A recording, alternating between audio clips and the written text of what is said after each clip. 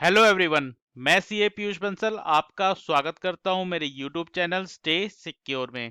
आज हम बात करने वाले हैं एनफोर्समेंट डायरेक्टरेट के द्वारा इशू किए गए शो कॉज नोटिस के ऊपर, जो है वजीरेक्स को इन contravention of the FEMA act 1999।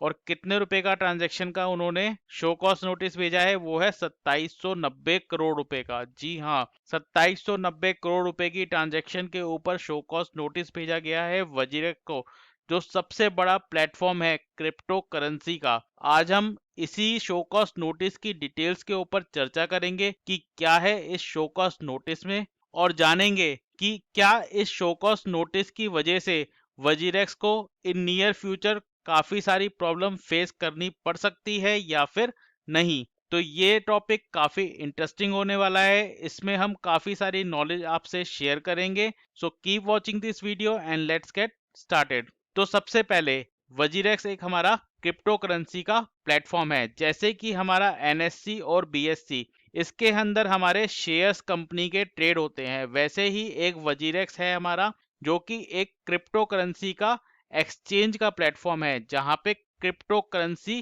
Trade होती हैं। इस वजीरेक्स के दो को फाउंडर हैं, एक है निश्चल शेट्टी और दूसरा है समीर म्हात्रे। इनको भी ये नोटिस इशू किया गया है ईडी के द्वारा।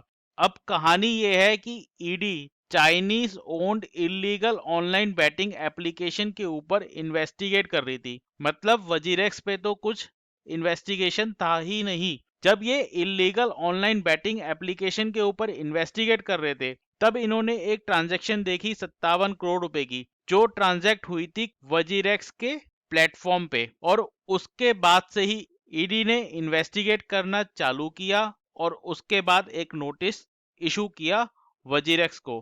अब इस नोटिस को जानने से पहले हम एक चीज आपको बताना चाहेंगे, जो कि इम्पोर्टेंट है इस नोटिस को समझने में।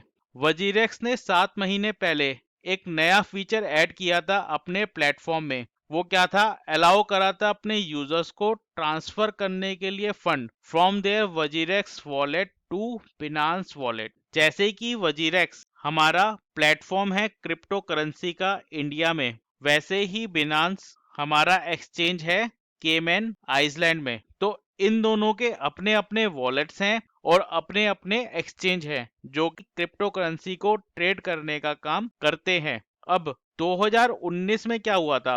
नवंबर 2019 में बिनांस ने वजीरेक्स को खरीद लिया और उसके बाद अलाउ किया यूजर्स को ट्रांसफर करने के लिए tokens internally between the two exchange. जैसे कि आपको एक एग्जांपल दे कि पेटीएम का अपना एक वॉलेट होता है, वैसे ही फ्री चार्ज का अपना एक वॉलेट है। अब पेटीएम ने मान लो फ्री चार्ज को खरीद लिया और पेटीएम ने अलाउ किया कि इन दोनों के वॉलेट्स में internal transfer of the money हो सकते हैं। तो यहाँ पे बैंक के थ्रू ट्रांजैक्शन की तो अब जरूरत है नहीं। तो सेम हुआ वजीरेक्स और बिनांस के केस में। बिनांस ने जैसे ही खरीदा वजीरेक्स को, उसके बाद इन दोनों एक्सचेंज ने ट्रांजैक्शन अलाउ कर दिए इंटरनली, और उस ट्रांजैक्शन के अलाउ करते ही अब वो ट्रांजैक्शन हमारी ब्लॉकचेन के अंदर रिकॉर्ड होनी बंद हो गई। क्योंकि कोई भी ब्लॉकचेन की ट्रांजैक्शन अगर होती है, तो वो एक हैश फाइल के अंदर उस ट्रांजैक्शन की सारी डिटेल्स होती हैं। लेकिन अब ये ब्लॉकचेन में नहीं रहा और ये सिर्फ एक सिंपल वॉलेट ट्रांजैक्शन हो गई है between WazirX and Binance wallet. अब आइए हम समझते हैं ईडी के नोटिस को। ईडी ने नोटिस दिया वजीरेक्स को, the accused Chinese national in the illegal online betting case has laundered proceeds worth 57 crore by converting them into USDT and then transferring them into the Cayman Island registered crypto exchange Binance wallet। तो यहाँ पे हमें WazirX से कोई भी अगर transaction करनी होती है, तो हमें आईएनआर को सबसे पहले यूएसडीटी में कन्वर्ट करना पड़ता है। ये यूएसडीटी एक तरीके से वॉलेट में डाला हुआ पैसा लगा लो, जो कि हम वजीरेक्स के वॉलेट में डालते हैं। और बिनांस का अपना एक वॉलेट है। अब जैसे ही हमने आईएनआर को यूएसडीटी में कन्वर्ट किया, तो अब यूएसडीटी से हम पैसा बिनांस के वॉलेट में और बिनांस से हम वजीरेक्स के वॉलेट में ट्रांसफर कर सकते हैं। और इस ट्रांजैक्शन को हम ब्लॉकचेन ट्रांजैक्शन नहीं कहेंगे, बल्कि एक ये simple wallet to wallet transaction होगी। इसलिए इसमें ब्लॉकचेन की कोई भी ट्रांजैक्शन रिकॉर्ड नहीं होगी। Wajirex do not collect the requisite documentation in clear violation of basic mandatory anti-money laundering and combating of financing of terrorism precaution norms. तो इसमें ईडी कहता है कि इन्होंने रिक्विजिट डॉक्यूमेंट्स जो होते हैं एक लेने चाहिए, वो डॉक्यूमेंट्स इन्होंने नहीं लिए।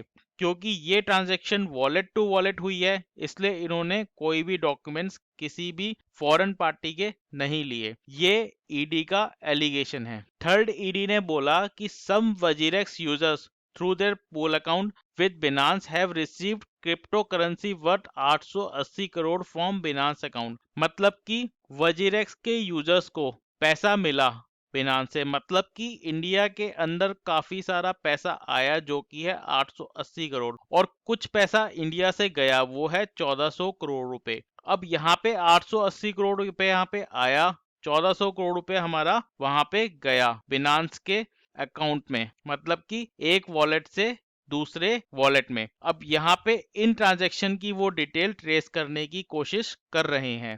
अब यहाँ पे वजीरेक्स जो है, वजीरेक्स इंडिया का एक्सचेंज है, तो यहाँ पे इंडिया अपनी रेगुलेशंस को देख रही है, लेकिन बिनांस हमारा केमैन आइसलैंड में है। लेकिन केमैन आइसलैंड उन बिनांस वालों को कुछ नहीं कह रहे, क्योंकि यहाँ पे भी तो मनी लॉन्ड्रिंग हो रही है। इसका रीजन है केमैन आइसलैंड हमारा एक टैक्स हेवन है, जहां पे कोई भी इनकम टैक्स, कोई भी कॉर्पोरेट टैक्स नहीं लगता, मतलब कि वो एक टैक्स फ्री कंट्री है। इसलिए most of the money laundering cases हमारे केमैन आइसलैंड के पाए जाते हैं। अब जो आखिरी में हमारे कंपनी के को फाउंडर हैं मिस्टर निश्चल, उनका एक ट्वीट आया है कि WazirX is yet to receive any show cause notice from the Enforcement Directorate as mentioned in today's media report.